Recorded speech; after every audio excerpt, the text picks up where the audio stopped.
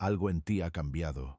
No sabes exactamente cuándo ocurrió, ni cómo nombrarlo con precisión, pero lo sientes, como si una capa de algo antiguo se estuviera desprendiendo lentamente, como la piel después de una quemadura que ya sanó. Hay una inquietud que no es ansiedad, una pregunta que no tiene respuesta fácil, una sensación de que el mundo que conocías ya no encaja del mismo modo que antes.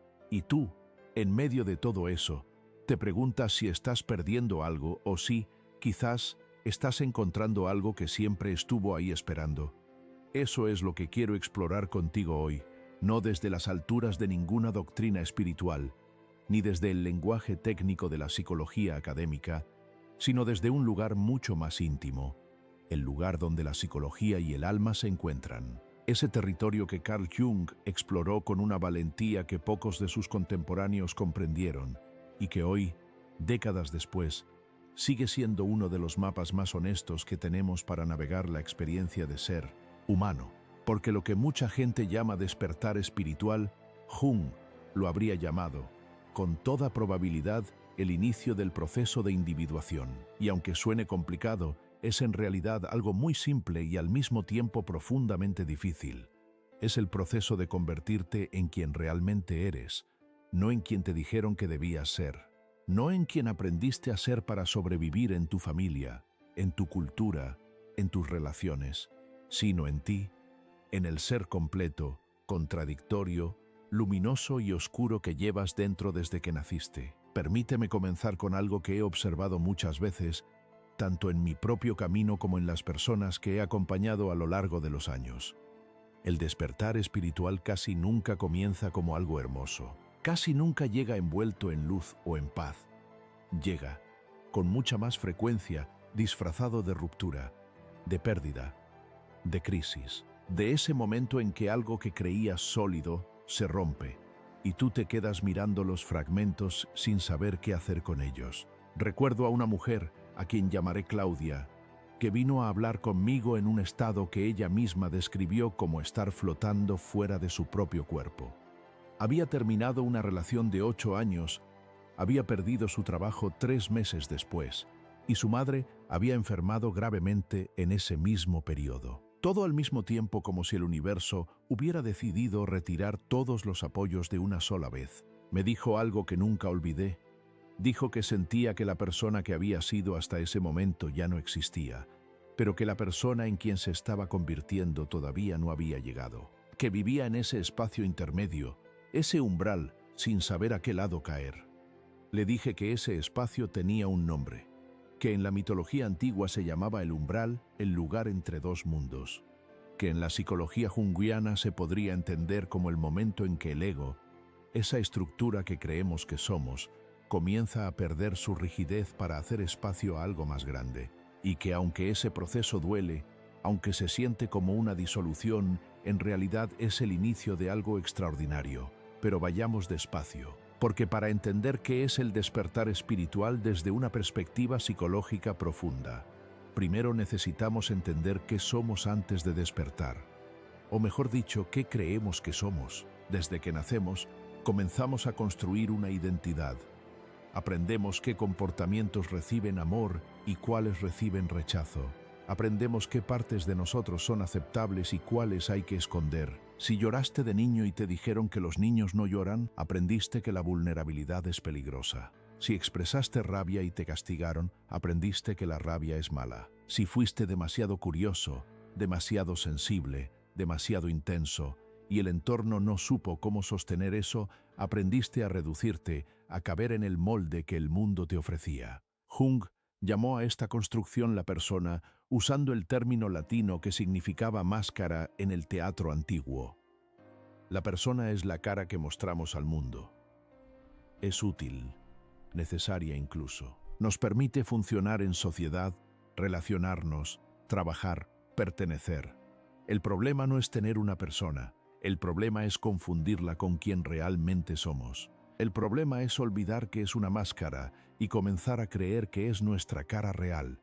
Y eso, querido oyente, es lo que la mayoría de nosotros hacemos durante años, décadas, a veces. Vivimos como nuestra persona, como nuestra máscara social. y enterramos en lo más profundo de nosotros mismos todo aquello que no encajaba en esa imagen, todo lo que fue rechazado, negado, suprimido. Jung llamó a ese depósito la sombra. La sombra es uno de los conceptos más fascinantes y más mal comprendidos de toda la psicología. Cuando la gente escucha hablar de la sombra, tiende a pensar en algo oscuro, en los peores impulsos humanos, en la violencia, en el egoísmo, en todo lo que consideramos malo. Y sí, esas cosas pueden estar en la sombra. Pero la sombra también contiene cosas que no son oscuras en absoluto. Contiene creatividad que fue sofocada, sensibilidad que fue ridiculizada, alegría que fue considerada inapropiada, poder personal que fue visto como amenaza, autenticidad que fue castigada. La sombra es todo lo que somos y que decidimos, consciente o inconscientemente, no mostrar. Y vive en nosotros. No desaparece porque la ignoremos. Simplemente espera en la oscuridad acumulando energía hasta que encuentra la manera de manifestarse, a veces de formas que no reconocemos como nuestras. ¿Has tenido alguna vez una reacción desproporcionada a algo que alguien dijo? ¿Una rabia que no correspondía a la situación? ¿Una tristeza que parecía venir de un lugar mucho más profundo que el evento que la desencadenó? ¿Has sentido una atracción intensa hacia alguien que en el fondo sabías que no te convenía, pero que no podías explicar racionalmente? ¿Has juzgado con una dureza inusual a alguien que hacía algo que, si lo miraras honestamente, reconocerías como algo que tú también haces o desearías hacer? Todas esas son señales de la sombra. Todas esas son formas en que lo que hemos suprimido intenta comunicarse con nosotros. Y uno de los primeros signos de que estás despertando espiritualmente es que comienzas a notar esas señales, que en lugar de simplemente reaccionar, te detienes un momento y te preguntas, ¿de dónde viene esto realmente? Esa pregunta, aparentemente simple, es revolucionaria, porque la mayoría de las personas pasan toda su vida reaccionando sin preguntarse jamás de dónde vienen sus reacciones. Viven en la superficie de sí mismas, respondiendo a los estímulos del entorno sin jamás descender a las capas más profundas donde residen las verdaderas motivaciones, los miedos más antiguos, los patrones más arraigados. El despertar espiritual desde esta perspectiva no es un evento místico que sucede una vez y te transforma para siempre. Es un proceso. Es la decisión, tomada quizás sin palabras, de comenzar a mirarte con honestidad, de bajar al sótano de tu propia psique y ver qué hay ahí guardado. Es incómodo, a veces es aterrador, pero es el único camino hacia una vida que se sienta verdaderamente tuya. Déjame contarte algo que observé en mí mismo hace muchos años, en un período que ahora reconozco como uno de los inicios de mi propio proceso de despertar. Yo era una persona que se enorgullecía de ser calmada, equilibrada, racional. Nunca perdía el control, nunca gritaba, nunca mostraba demasiada emoción, y me sentía bien con esa imagen. Creía que era una virtud, hasta que un día, en una conversación completamente ordinaria, con alguien que quería, dije algo que me dejó helado. Dije algo frío, cortante, casi cruel, con una calma perfecta. Y la persona me miró con una expresión que no olvidaré. No era rabia, era algo parecido al miedo. Y en ese momento me vi desde afuera por primera vez. Vi que mi calma no era ecuanimidad, era distancia. Era una forma sofisticada de no sentir, de no conectar, de protegerme detrás de una máscara de serenidad que en realidad era una armadura. Eso fue el comienzo de una larga exploración de mi propia sombra, de todas las emociones que había aprendido a suprimir, porque en mi familia expresar sentimientos era visto como debilidad o como desorden. Había construido una persona tan sólida, tan convincente, que casi me había convencido a mí mismo de que era real. Y eso es exactamente lo que hace el despertar. Te devuelve a ti mismo, te muestra la diferencia entre la máscara y el rostro.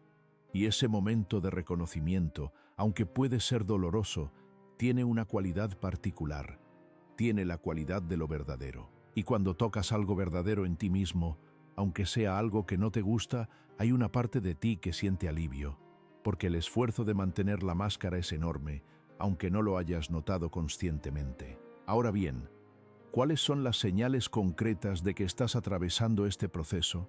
¿Cómo reconoces que lo que estás viviendo no es simplemente una crisis, no es simplemente confusión o desorientación, sino algo más profundo, algo que tiene una dirección aunque no puedas verla todavía? La primera señal es quizás la más desconcertante. Las cosas que antes te satisfacían dejan de satisfacerte, no de golpe, no dramáticamente, sino de una manera gradual y silenciosa. Lo que antes te llenaba ya no llena del mismo modo. Las mismas conversaciones que antes disfrutabas te parecen vacías. Los mismos logros que antes te enorgullecían ya no producen la misma satisfacción. Los mismos placeres que antes te distraían ya no distraen tan bien. Esto puede sentirse como depresión y a veces se confunde con ella. Pero hay una diferencia sutil y crucial. La depresión, en su forma clínica, implica una pérdida de energía vital, una incapacidad de sentir interés o placer en casi nada. Lo que estoy describiendo es diferente, es más selectivo. Es como si una parte de ti se estuviera negando a seguir alimentándose de lo superficial, pero todavía no sabe exactamente qué es lo que necesita en su lugar. Jung tenía una manera hermosa de describir esto. Decía que cuando el alma quiere crecer, primero crea un vacío. Retira su energía de las cosas que ya no sirven al crecimiento, y ese vacío puede sentirse como pérdida, como vaciedad, como una especie de hambre sin objeto. Pero ese hambre, si la escuchas en lugar de intentar suprimirla con más distracciones, más actividad, más ruido, ese hambre te llevará hacia lo que realmente necesitas. ¿Estás experimentando algo así? ¿Hay áreas de tu vida donde sientes que el combustible se ha agotado, donde sigues haciendo lo que hacías pero ya sin la misma energía, sin el mismo sentido? Si es así, no lo interpretes como un fracaso, interprétalo como una invitación. La segunda señal es una creciente incomodidad con la superficialidad. Las conversaciones triviales se vuelven difíciles de sostener. Las reuniones sociales donde todo el mundo habla, pero nadie dice nada real, te agotan de una manera que antes no te agotaban. Empiezas a sentir una especie de hambre de profundidad, de autenticidad, de conversaciones que lleguen a algo real. Esto puede hacerte sentir diferente, incluso alienado de personas con quienes antes te sentías cómodo. Y eso es duro, porque la soledad que acompaña al despertar es real, no es imaginada. Cuando empiezas a cambiar, cuando empiezas a ver las cosas de manera diferente, no todos los que te rodean van a cambiar contigo. Algunos van a sentirse incómodos con tu nueva forma de ser. Algunos van a intentar que vuelvas a ser quien eras, y algunos, los más valiosos, van a sorprenderte con su capacidad de acompañarte. Pero hay algo que he observado repetidamente. A medida que te vuelves más auténtico, atraes a personas más auténticas. Es como si la frecuencia de tu ser cambiara y eso cambiara el tipo de resonancia que creas con los demás. Las relaciones que se construyen desde la autenticidad tienen una calidad diferente a las que se construyen desde la persona, desde la máscara. Son más difíciles al principio, porque requieren más vulnerabilidad, pero son incomparablemente más satisfactorias. La tercera señal, y esta es quizás la más interesante desde una perspectiva junguiana, es que empiezas a notar tus proyecciones. Una proyección, en términos psicológicos, ocurre cuando atribuimos a otros algo que en realidad pertenece a nosotros mismos. Proyectamos en los demás las partes de nosotros que no reconocemos, que no hemos integrado. Cuando alguien te irrita profundamente, cuando alguien te provoca una reacción emocional intensa y aparentemente desproporcionada, es muy probable que esa persona esté tocando algo en tu sombra, algo que tú también tienes, pero que no quieres ver, o algo que tú desearías tener, pero que te has prohibido a ti mismo. Hay un ejercicio que Jung proponía y que yo he encontrado extraordinariamente revelador. Cuando notes que tienes una reacción muy intensa hacia alguien, ya sea de rechazo o de fascinación, pregúntate, ¿qué es lo que veo en esta persona que podría también estar en mí? No como una acusación, no como una pregunta genuinamente curiosa. La persona que te parece arrogante, ¿podría haber en ti una arrogancia suprimida? ¿O quizás un deseo de ocupar más espacio que te has negado a ti mismo? La persona que admiras con una intensidad casi dolorosa, ¿Podría estar encarnando una cualidad que tú tienes, pero que no te permites expresar?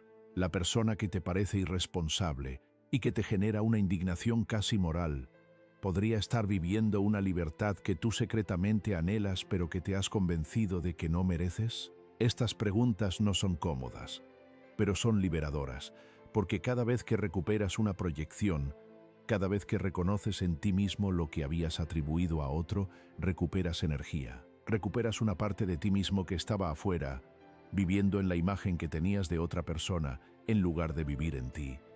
Y aquí llegamos a algo que tiene implicaciones profundas para las relaciones amorosas. Porque el amor romántico, tal como la mayoría de nosotros lo experimentamos, está profundamente impregnado de proyección.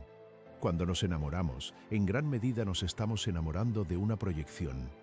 Estamos viendo en el otro algo que en realidad pertenece a nuestra propia psique. Jung tenía conceptos para esto. Llamaba anima al arquetipo de lo femenino en la psique masculina y animus al arquetipo de lo masculino en la psique femenina. Estas figuras interiores representan las cualidades del otro género que llevamos dentro, las que hemos desarrollado menos, las que pertenecen a nuestra parte más inconsciente. Y cuando nos enamoramos, frecuentemente lo que ocurre es que proyectamos nuestra anima o nuestro animus sobre otra persona. La vemos no solo como quien es, sino también como la encarnación de algo que buscamos en nosotros mismos. Y eso explica muchas cosas. Explica la intensidad casi irreal del enamoramiento. Esa sensación de que esta persona es perfecta, de que te completa, de que sin ella estarías incompleto. Explica también la inevitable desilusión cuando la proyección se retira y ves a la persona real, con sus limitaciones, sus contradicciones, sus defectos. Esto no significa que el amor sea una ilusión, significa que el amor romántico en su fase inicial es en parte una experiencia de encuentro con tu propio inconsciente. Y si usas esa experiencia con conciencia, si en lugar de simplemente disfrutar la proyección te preguntas qué dice de ti mismo lo que ves en el otro, puedes aprender algo extraordinario sobre quién eres y qué necesitas. Desarrollar en ti mismo. Una persona en quien observé este proceso de manera muy clara fue un hombre a quien llamaré Andrés. Andrés se había enamorado perdidamente de una mujer a quien describía como libre, creativa, espontánea, completamente sin miedo al juicio ajeno. La describía con una admiración que tenía casi la cualidad de la reverencia. Y cuando esa relación terminó, quedó devastado de una manera que él mismo reconocía como desproporcionada. Cuando comenzamos a explorar juntos qué era exactamente lo que había amado tanto en ella, llegamos a algo revelador. Todas las cualidades que él admiraba en ella eran cualidades que él mismo tenía, pero que había suprimido completamente. Andrés había crecido en una familia donde la creatividad era vista como una pérdida de tiempo, donde la espontaneidad era sinónimo de irresponsabilidad, donde el juicio ajeno era algo que se temía profundamente. Había construido una vida ordenada, predecible, responsable, y en esa mujer había visto todo lo que él había enterrado en sí mismo. La pérdida de la relación fue dolorosa, pero el trabajo que vino después fue transformador, porque Andrés comenzó a preguntarse, ¿qué pasaría si yo desarrollara en mí mismo algunas de esas cualidades? ¿Qué pasaría si me diera permiso de ser más espontáneo, más creativo, menos dependiente de la aprobación ajena? Y ese proceso de recuperar sus proyecciones, de integrar esas partes de sí mismo que había negado, fue uno de los procesos de crecimiento más significativos que he presenciado. Esto es lo que Jung llamaba integración de la sombra, y es una de las piedras angulares del proceso de individuación. No se trata de volverse perfecto, se trata de volverse completo, de recuperar las partes de ti mismo que dejaste atrás en el camino de convertirte en quien el mundo quería que fueras. La cuarta señal de despertar espiritual es una relación diferente con el dolor. No que el dolor desaparezca, sino que tu relación con él cambia. En lugar de simplemente querer que se vaya, en lugar de hacer todo lo posible por evitarlo o anestesiarlo, empiezas a preguntarte qué tiene que decirte. Empiezas a tratarlo no como un enemigo, sino como un mensajero. Esto es radicalmente diferente de la actitud cultural dominante hacia el dolor emocional. Vivimos en una cultura que trata el dolor psicológico como algo que debe ser eliminado lo más rápidamente posible. Hay una pastilla, una terapia, un método, una práctica que te ayudará a sentirte mejor. Y aunque algunas de esas cosas son genuinamente útiles, hay un problema de fondo con esa actitud. Trata el dolor como si fuera el problema, cuando frecuentemente el dolor es solo el síntoma. Es la señal de que algo más profundo necesita atención. Jung decía algo que me parece de una sabiduría extraordinaria, que el síntoma es el intento del alma de curarse a sí misma, que incluso la depresión, incluso la ansiedad, incluso el sufrimiento psicológico tienen una función. No porque el sufrimiento sea bueno en sí mismo, sino porque frecuentemente es la única manera que tiene el inconsciente de capturar nuestra atención, cuando hemos ignorado durante demasiado tiempo algo que necesitaba ser visto. ¿Cuántas veces has tenido un periodo de crisis que, mirado desde la distancia del tiempo, resultó ser el inicio de un cambio profundamente necesario? ¿Cuántas veces lo que parecía una ruptura, una pérdida, un fracaso, resultó ser la puerta hacia algo que no habrías encontrado de otro modo? No estoy romantizando el sufrimiento. No estoy diciendo que debas buscar el dolor o que debas quedarte en situaciones dañinas porque el dolor te enseña. Estoy diciendo algo diferente. Que cuando el dolor llega, como inevitablemente llega, la actitud con que lo recibes hace una diferencia enorme en lo que puedes extraer de él. La quinta señal es que empiezas a cuestionar las historias que te has contado sobre ti mismo. Esas narrativas que llevas tanto tiempo repitiendo que ya no las cuestionas. Soy así. Nunca he podido con esto. Siempre me pasa lo mismo. En mi familia somos de esta manera. El amor es difícil. No soy suficientemente bueno. No merezco lo que quiero. Estas historias son reales en el sentido de que las crees completamente, pero no son verdades objetivas. Son construcciones. Son interpretaciones que hiciste en algún momento, probablemente muy temprano en tu vida, de experiencias que tuviste. Y esas interpretaciones se convirtieron en creencias, y esas creencias se convirtieron en la arquitectura invisible de tu realidad. El despertar espiritual, en parte, es el proceso de comenzar a ver esas historias como historias, de ganar suficiente distancia de ellas para preguntarte, ¿es esto realmente verdad? ¿O es una conclusión que saqué a los 7 años y que nunca he vuelto a examinar? Hay una historia que me contó alguien que acompañé durante un periodo de transformación muy profunda. Era una mujer, a quien llamaré Elena, que estaba convencida de que era incapaz de mantener relaciones íntimas duraderas. Tenía una lista de relaciones que habían terminado y las usaba como evidencia de esta verdad sobre sí misma. «Soy de las que se van», me decía. «Siempre llega un punto en que necesito irme». Cuando comenzamos a explorar de dónde venía esa historia, descubrimos algo inesperado. Elena había crecido con una madre que, aunque físicamente presente, estaba emocionalmente ausente. Una madre que no sabía cómo conectar, que se retiraba cuando las emociones se intensificaban, que ponía distancia cuando Elena más la necesitaba. Y Elena, siendo niña, había aprendido a anticiparse a ese abandono. Había aprendido a irse primero antes de que la dejaran. No era que fuera incapaz de la intimidad, era que había aprendido que la intimidad era peligrosa, que la cercanía inevitablemente conducía al abandono, y que la única forma de protegerse era retirarse antes de que el otro lo hiciera. Y esa estrategia de supervivencia emocional, que había tenido perfecto sentido cuando tenía 5 años, se había convertido en un patrón que destruía sus relaciones de adulta. Cuando Elena pudo ver eso, cuando pudo ver la historia debajo de la historia, algo cambió. No de inmediato, no sin trabajo, no sin momentos de regresión y miedo, pero la posibilidad de una narrativa diferente se abrió, y eso es lo que el despertar hace. Abre posibilidades que antes estaban cerradas porque ni siquiera podías ver que había una puerta. La sexta señal, y esta es quizás la más hermosa, es una creciente capacidad de estar presente, no de manera perfecta, no siempre, sino con una frecuencia y una profundidad que antes no tenías. Los momentos de verdadera presencia, de estar completamente aquí, completamente en este instante.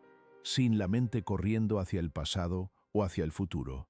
Comienzan a volverse más frecuentes y más accesibles. Esto puede sonar simple, pero es profundamente significativo, porque la mayor parte del sufrimiento humano ocurre en la mente, no en el presente real. Ocurre en el pasado que seguimos reviviendo o en el futuro que seguimos temiendo. El presente, el momento real tal como es, raramente es tan insoportable como lo que construimos en nuestra mente alrededor de él. Jung hablaba de la función trascendente, esa capacidad de la psique de mantener la tensión entre opuestos sin resolverla prematuramente, de estar en la incertidumbre sin necesitar que se resuelva de inmediato. Y esa capacidad, que es en esencia una forma de presencia, se desarrolla a medida que el proceso de individuación avanza. Quiero hablar ahora de algo que creo que es fundamental para entender el despertar espiritual en el contexto de las relaciones, la diferencia entre el amor consciente y la dependencia emocional. Porque muchas personas confunden estas dos cosas, y esa confusión genera un sufrimiento enorme. La dependencia emocional, desde una perspectiva junguiana, es en gran medida el resultado de no haber integrado partes de uno mismo. Cuando no hemos desarrollado nuestra propia anima o nuestro propio animus, cuando no hemos cultivado las cualidades del otro polo en nosotros mismos, buscamos en el otro lo que no tenemos en nosotros. Y esa búsqueda crea una necesidad que no tiene que ver con amor, sino con completud. No estoy hablando de necesitar a otra persona porque la amamos. Estoy hablando de necesitar a otra persona porque sin ella nos sentimos incompletos, porque sin ella no sabemos quiénes somos, porque su presencia o su ausencia determina completamente nuestro estado emocional. Eso no es amor, aunque se sienta como amor. Eso es una forma de hambre psicológica que estamos intentando saciar en el otro. El amor consciente, en cambio, nace desde un lugar diferente. Nace desde la plenitud, no desde el vacío, o al menos desde la conciencia del vacío, que es diferente. El amor consciente dice: elijo estar contigo no porque te necesite para estar completo, sino porque disfruto genuinamente de quien eres, porque tu presencia enriquece mi vida, porque juntos podemos crecer de maneras que, solos, no podríamos. Esta distinción es crucial porque cambia completamente la dinámica de la relación. Una relación basada en la dependencia emocional tiene una calidad de urgencia, de miedo, de posesividad. Hay una necesidad constante de confirmación, de seguridad, de saber que el otro no va a irse. Y paradójicamente, esa necesidad frecuentemente genera exactamente lo que teme. Aleja al otro, crea tensión, sofoca la relación. Una relación basada en el amor consciente tiene una calidad diferente. Hay espacio, hay libertad, hay la posibilidad de que ambas personas sean quienes realmente son, sin necesidad de reducirse para caber en las expectativas del otro. Y eso, paradójicamente, crea una intimidad mucho más profunda que la que genera la dependencia. Pero aquí hay algo importante que quiero decir, porque no quiero que esto se entienda como una invitación a la frialdad o a la distancia emocional. El amor consciente no significa no necesitar al otro. Significa necesitarlo de una manera diferente. Significa necesitar su presencia, su compañía, su amor. Pero no necesitarlo para existir, para saber quién eres, para sentirte valioso. ¿Cómo se desarrolla esa capacidad? Precisamente a través del proceso del que estamos hablando. A través del trabajo de conocerse a uno mismo, de integrar las partes negadas, de desarrollar las cualidades que buscamos en el otro, a través del despertar. Déjame hablar ahora de algo que observo frecuentemente en personas que están en este proceso. La relación con la soledad cambia. La soledad, que antes era algo que se temía y se evitaba a toda costa, comienza a tener una cualidad diferente. No es que se vuelva siempre placentera, pero se vuelve tolerable y a veces incluso necesaria. Hay una diferencia entre soledad y estar solo. Estar solo es simplemente una condición física. No hay nadie más en el cuarto. La soledad es una experiencia emocional. La sensación de estar desconectado, de no ser visto, de no pertenecer.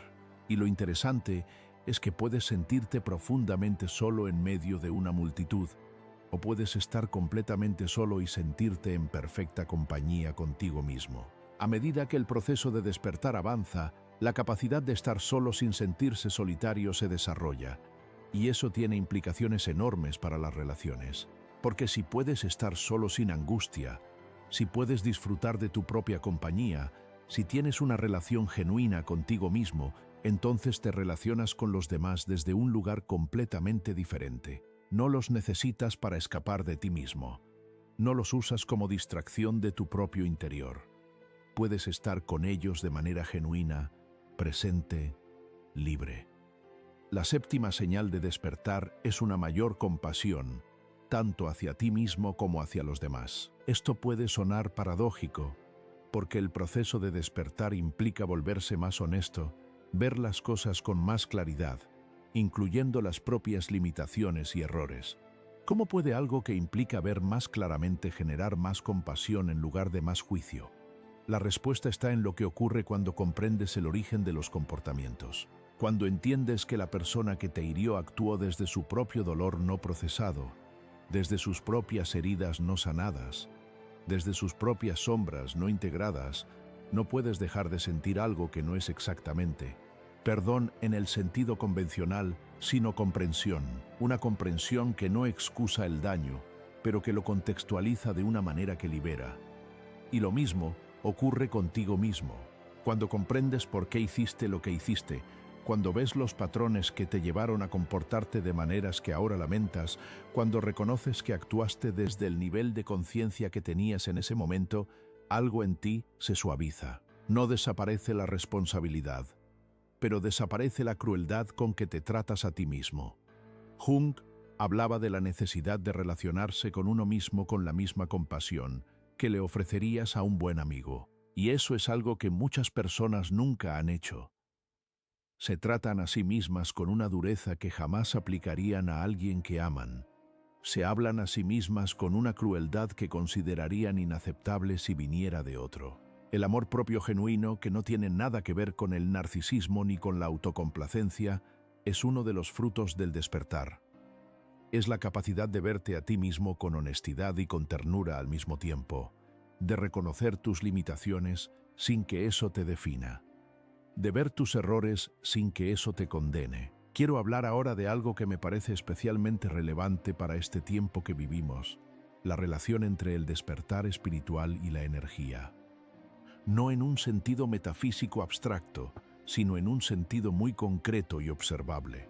Cuando vives desde la persona, desde la máscara, cuando gastas una cantidad enorme de energía psíquica en mantener una imagen, en suprimir partes de ti mismo, en proyectar en otros lo que no reconoces en ti, esa energía no está disponible para ti, está atrapada en el mantenimiento del sistema, está atrapada en la represión.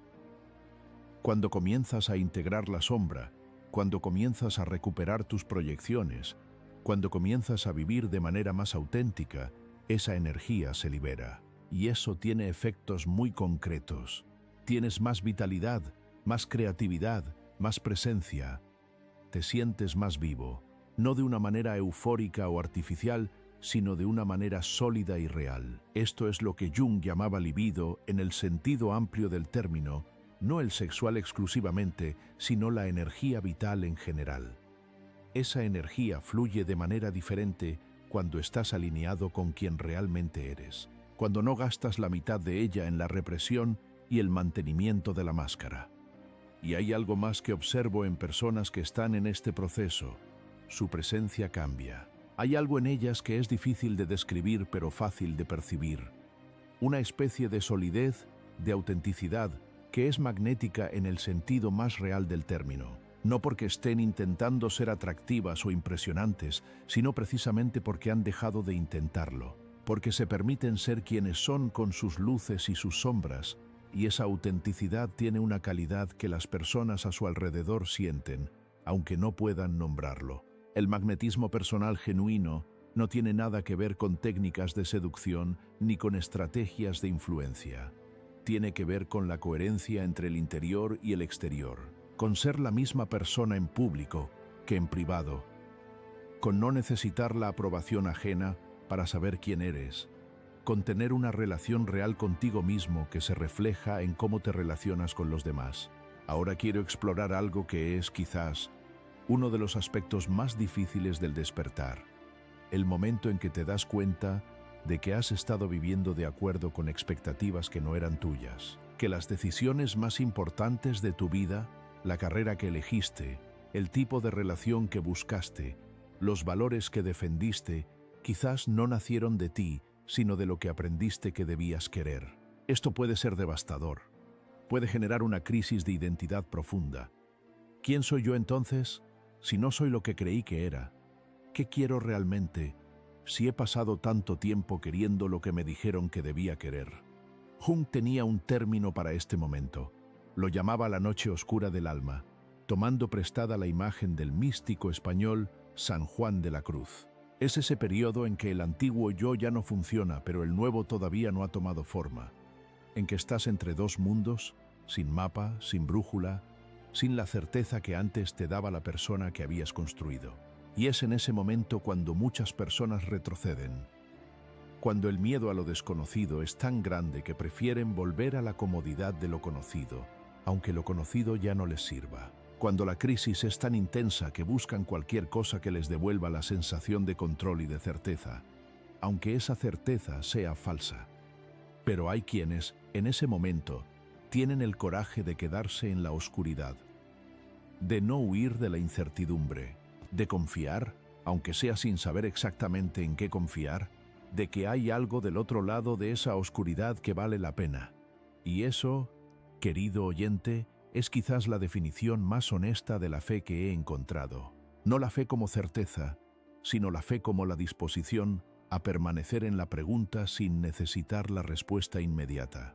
La disposición a atravesar la oscuridad sin saber exactamente qué hay al otro lado, pero confiando en que el proceso tiene una dirección aunque no puedas verla. Recuerdo un periodo en mi propia vida en que todo lo que creía que sabía sobre mí mismo comenzó a cuestionarse. Había construido una identidad muy sólida alrededor de ser alguien que ayudaba a los demás, que era útil, que era necesario, y durante mucho tiempo eso me funcionó. Me daba un sentido de propósito, de valor, de lugar en el mundo.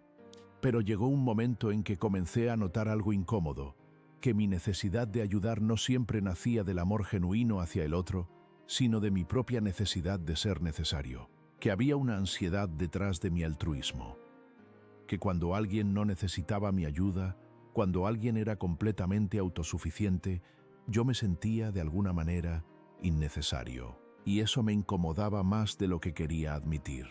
Esa fue una revelación incómoda, porque implicaba que algo que yo consideraba una virtud, algo de lo que me enorgullecía, tenía raíces que no eran tan puras como creía. Implicaba que había una parte de mí, una parte de mi sombra, que usaba la ayuda a los demás para satisfacer sus propias necesidades emocionales. Y tuve que quedarme con esa incomodidad durante un tiempo. Tuve que resistir la tentación de defenderme, de encontrar argumentos que me convencieran de que en realidad mis motivaciones eran puras. Tuve que dejar que la pregunta me habitara. ¿Qué parte de lo que hago es genuinamente para el otro y qué parte es para mí? No tengo una respuesta limpia a esa pregunta todavía. Creo que la motivación humana es siempre compleja, siempre mezclada, y que probablemente siempre habrá algo de ambas cosas. Pero el hecho de poder ver la mezcla, de poder reconocer la parte que no es tan luminosa, cambió algo en mí. Me hizo más honesto, me hizo más libre, y paradójicamente me hizo más capaz de ayudar genuinamente, porque ya no necesitaba que el otro me necesitara. Eso es lo que la integración de la sombra hace. No te hace peor, te hace más completo. No destruye tus virtudes, las purifica, las libera de las motivaciones inconscientes que las contaminaban. Quiero hablar ahora de algo que me parece crucial en el proceso de despertar, especialmente en el contexto de las relaciones. La diferencia entre la atracción desde el miedo y la atracción desde la plenitud. Hay un tipo de atracción que nace del miedo a estar solo, del miedo a no ser suficiente, del miedo a no ser amado. Ese tipo de atracción tiene una cualidad compulsiva. No elegimos realmente a la persona, somos atraídos hacia ella por fuerzas que no comprendemos del todo. Y frecuentemente, Ese tipo de atracción nos lleva hacia personas que repiten patrones de nuestras heridas más antiguas. ¿Por qué ocurre eso?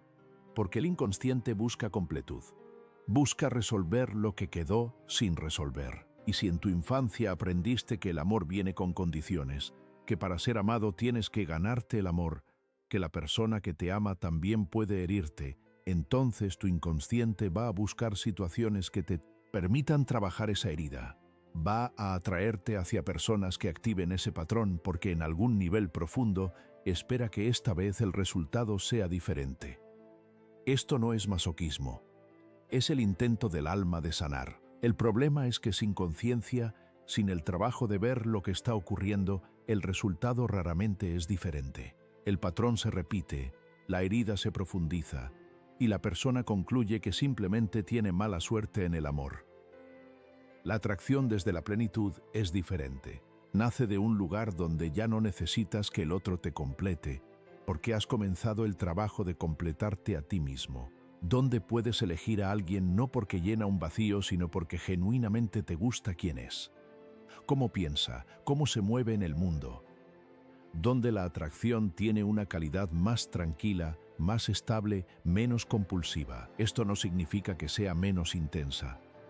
El amor desde la plenitud puede ser profundamente apasionado, pero tiene una calidad diferente. Hay más libertad en él, hay menos miedo, hay menos necesidad de controlar al otro, de poseerlo, de asegurarte de que no va a irse. Y aquí hay algo que me parece importante decir. Este tipo de amor, el amor consciente, el amor desde la plenitud, no es algo que se logra de una vez y para siempre.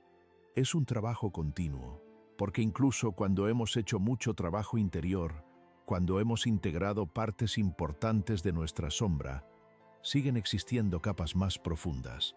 Siguen existiendo momentos en que el miedo regresa, en que los viejos patrones se activan, en que el ego busca protegerse de maneras que ya no nos sirven. La diferencia es que con más conciencia, con más trabajo interior, esos momentos son más cortos, más reconocibles y más fáciles de atravesar. Porque ya tienes experiencia en verte a ti mismo. Ya tienes práctica en la honestidad interior. Ya sabes que del otro lado de la incomodidad hay algo más real. Hay una octava señal de despertar que quiero mencionar y es quizás la más sutil de todas. Una creciente sensación de que hay algo más grande que el ego. No necesariamente en un sentido religioso, aunque puede incluir eso, sino en el sentido de que la pequeña historia de tu yo individual, con sus preocupaciones, sus ambiciones, sus miedos cotidianos, comienza a verse en un contexto más amplio. Jung llamaba a esto el self, con mayúscula, para distinguirlo del yo cotidiano. El self es el centro de la totalidad de la psique, no solo de la parte consciente, sino de todo el sistema, incluyendo el inconsciente. Es la instancia que guía el proceso de individuación, que empuja hacia la totalidad, hacia la integración, hacia la realización del potencial completo del ser. Y a medida que el proceso de despertar avanza, hay momentos en que sientes algo que podría describirse como una alineación con ese self. Momentos en que tus acciones están en sintonía con algo más profundo que tus preferencias cotidianas, con algo que se siente como tu propósito más genuino, con algo que está más allá de lo que el ego quiere y más cerca, de lo que el alma necesita. Esos momentos tienen una cualidad particular. Hay en ellos una sensación de corrección, de que estás exactamente donde debes estar, haciendo exactamente lo que debes hacer, no porque sea fácil o cómodo, sino porque se siente verdadero, porque hay una coherencia entre lo interior y lo exterior que en otros momentos no está presente. Jung también hablaba de los sueños como una vía de acceso privilegiada al inconsciente y al self. Los sueños, desde su perspectiva, no son simplemente el ruido aleatorio de una mente dormida. Son comunicaciones del inconsciente, mensajes de las partes de nosotros que no tienen voz en la vida cotidiana. Y a medida que el proceso de despertar avanza, muchas personas reportan que sus sueños se vuelven más vívidos, más significativos, más cargados de imágenes que parecen querer decir algo. No voy a entrar en interpretación onírica detallada, porque ese es un territorio vasto y complejo. Pero sí quiero decir esto: si estás en un proceso de despertar, Vale la pena prestar atención a tus sueños, no para interpretarlos de manera literal, sino para preguntarte qué emociones traen, qué temas aparecen repetidamente, qué figuras aparecen y qué podrían representar en tu psique. Los sueños son una de las maneras en que el inconsciente intenta comunicarse. Y cuando comenzamos a escucharlos, cuando les damos un lugar en nuestra vida consciente, establecemos un diálogo entre las dos mitades de nuestra psique que es extraordinariamente enriquecedor. Quiero hablar ahora de algo que creo que es fundamental para entender el despertar espiritual en su dimensión más práctica: la relación entre el despertar y la acción. Porque hay una trampa en la que algunas personas caen cuando comienzan este proceso: la trampa de la introspección sin acción. El despertar no es solo un proceso interior, es también, inevitablemente, un proceso que se manifiesta en el mundo, en cómo te relacionas, en las decisiones que tomas, en los límites que estableces, en las cosas que te permites decir que sí y las cosas que te permites decir que no, en la manera en que tratas a los demás y en la manera en que permites que te traten.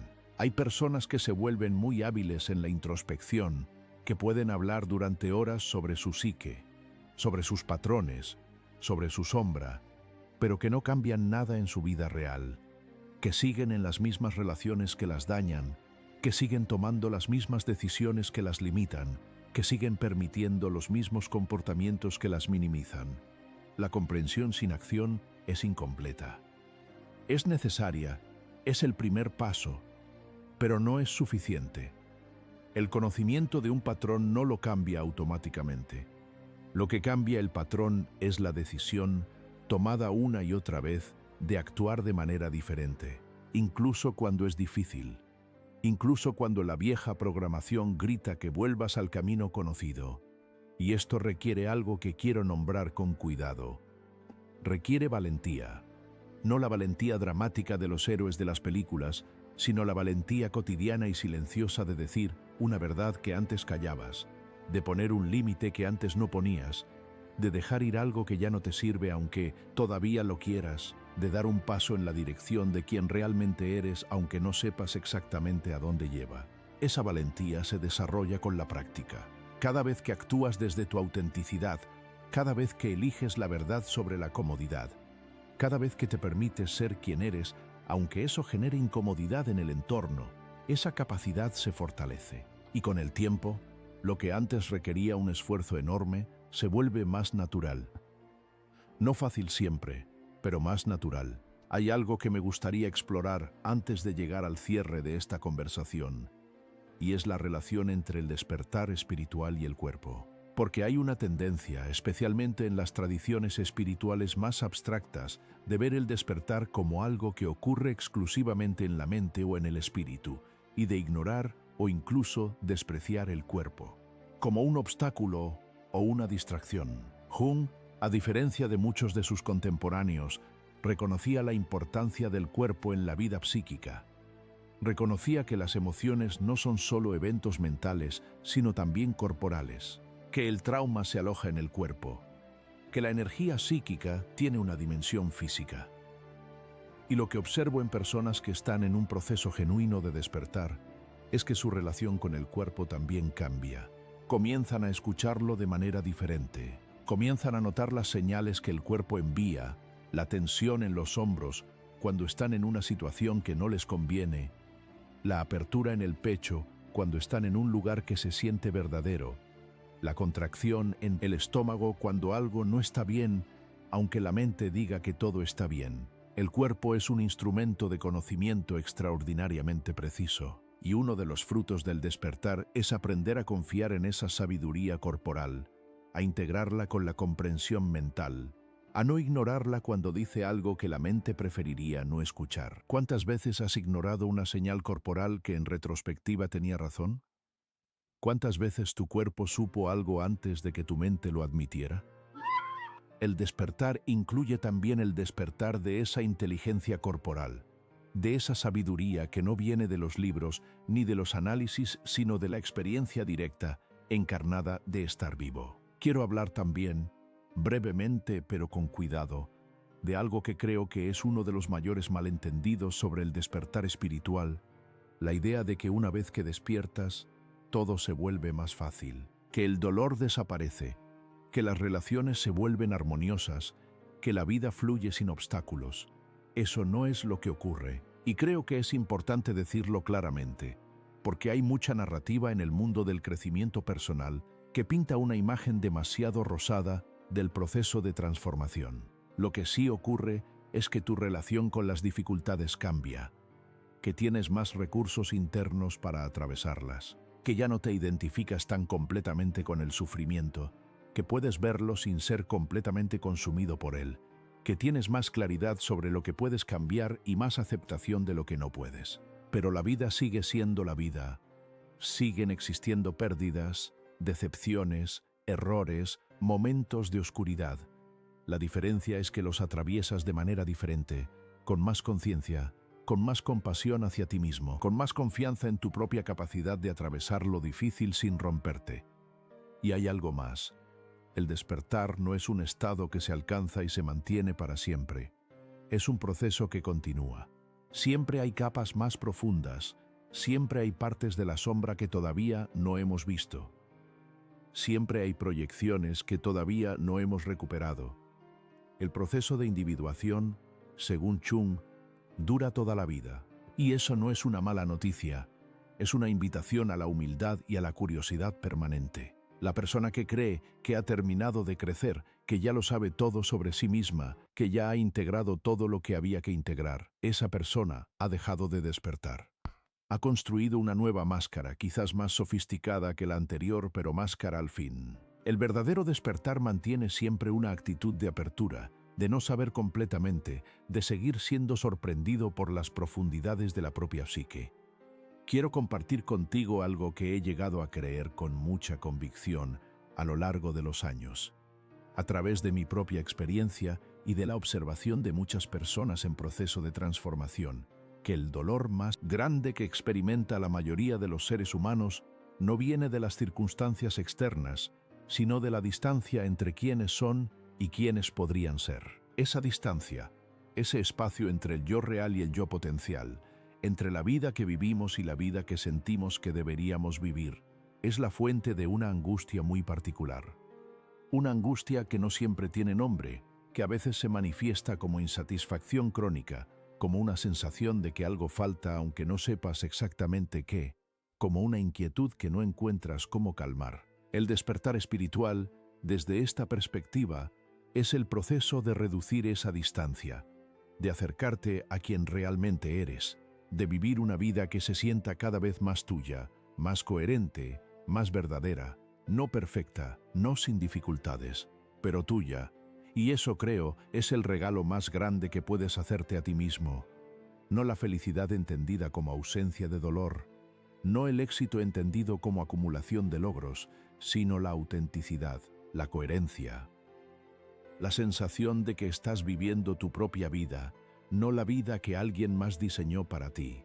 Llegamos ahora a un momento de la conversación que me parece especialmente importante, el momento de la reflexión personal, porque todo lo que hemos explorado juntos hasta aquí tiene valor solo en la medida en que lo conectas con tu propia experiencia, en la medida en que estas ideas no se quedan como conceptos abstractos, sino que se convierten en preguntas vivas que habitan en ti. Así que quiero hacerte algunas preguntas, no para que las respondas en voz alta, ni siquiera para que las respondas ahora mismo, sino para que las dejes resonar, para que las lleves contigo y veas que emerge. Hay partes de ti mismo que has estado escondiendo, no solo de los demás, sino de ti mismo. Hay cualidades que admiras intensamente en otras personas que quizás también existen en ti, pero que no te has dado permiso de expresar. Hay historias sobre ti mismo que llevas repitiendo hace tanto tiempo que ya no las cuestionas, pero que quizás merecerían ser revisadas. Hay relaciones en tu vida que te drenan más de lo que te nutren, pero que sigues manteniendo por miedo a la soledad o por el hábito de la comodidad. ¿Hay algo que tu cuerpo te ha estado diciendo que tu mente ha preferido ignorar? ¿Hay una vida que sientes que podrías vivir? ¿Una versión de ti mismo que sientes que podrías ser, que todavía no te has dado permiso de explorar? ¿Cuándo fue la última vez que hiciste algo que naciera completamente de ti, de tu deseo genuino? de tu curiosidad auténtica, sin considerar qué pensarían los demás? ¿Cuándo fue la última vez que te sentaste en silencio contigo mismo, sin distracciones, sin el teléfono, sin la televisión, sin el ruido constante que la mayoría de nosotros usamos para no tener que escucharnos? ¿Hay algo que estás evitando sentir? ¿Hay una conversación que estás posponiendo, no con otra persona, sino contigo mismo? Estas preguntas no tienen respuestas correctas. No hay un examen al final de esto. Son simplemente invitaciones a la honestidad interior. Y si alguna de ellas te genera incomodidad, si alguna de ellas toca algo que preferirías no tocar, quizás eso en sí mismo es información valiosa. Porque la incomodidad, cuando es de cierto tipo, cuando no es el miedo ante un peligro real, sino esa tensión particular que acompaña a las verdades que todavía no hemos querido ver, esa incomodidad es frecuentemente una señal de que estamos cerca de algo importante, de que hay algo justo ahí, en ese lugar incómodo, que vale la pena explorar. Quiero cerrar esta conversación con algo que me parece esencial, algo que creo que es el corazón de todo lo que hemos hablado. El despertar espiritual no es un destino, no es un lugar al que llegas y del que ya no te mueves. Es una manera de caminar, es una actitud hacia tu propia experiencia. Es la decisión, renovada constantemente, de vivir con conciencia, con honestidad, con la disposición de seguir mirándote y seguir creciendo. No requiere que seas perfecto, no requiere que hayas resuelto todos tus problemas o integrado todas tus sombras. Requiere solo esto, que estés dispuesto a mirar, que estés dispuesto a preguntar, que estés dispuesto a no saber y a seguir explorando de todas maneras. Jung decía que la vida no resuelta es la que más nos enseña, que los problemas que no tienen solución fácil, que las tensiones que no se resuelven rápidamente, que las preguntas que no tienen respuesta inmediata son frecuentemente las que más nos hacen crecer, porque nos obligan a profundizar. Nos obligan a ir más allá de las respuestas superficiales, de las soluciones fáciles, de las certezas cómodas. Y hay algo hermoso en eso. Hay algo profundamente humano en la capacidad de vivir en la pregunta, de no necesitar que todo esté resuelto para seguir adelante, de confiar en que el proceso mismo tiene valor, aunque no puedas ver todavía a dónde lleva. Porque eso es lo que eres en el fondo. No eres tus logros ni tus fracasos, no eres tus relaciones ni tu trabajo. No eres la persona que el mundo cree que eres ni la persona que temes ser. Eres un ser en proceso, un ser que está constantemente convirtiéndose en algo más completo, más verdadero, más pleno. Y ese proceso, aunque a veces desorienta, aunque a veces requiere dejar atrás cosas que amabas, ese proceso es lo más vivo que existe. El despertar no es llegar a la luz, es aprender a moverse con más conciencia en la mezcla de luz y sombra que somos. Es aprender a amar la totalidad de lo que somos, no solo las partes que nos gustan, no solo las partes que el mundo aprueba, sino todo, la vulnerabilidad y la fortaleza, la confusión y la claridad, el miedo y el coraje, la herida y la capacidad de sanar. Eso es la individuación. Eso es el despertar.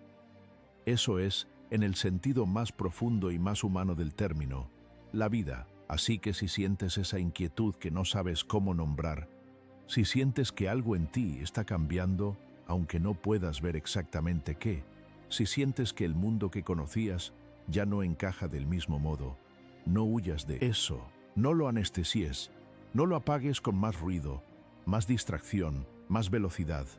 Quédate con ello, escúchalo, pregúntale qué tiene que decirte, porque esa inquietud, esa incomodidad, ese no saber puede ser el inicio de lo más importante que jamás hayas vivido. Y si hay algo que me gustaría que te llevaras de esta conversación, es esto. No estás roto, no estás perdido, no estás fallando, estás despertando.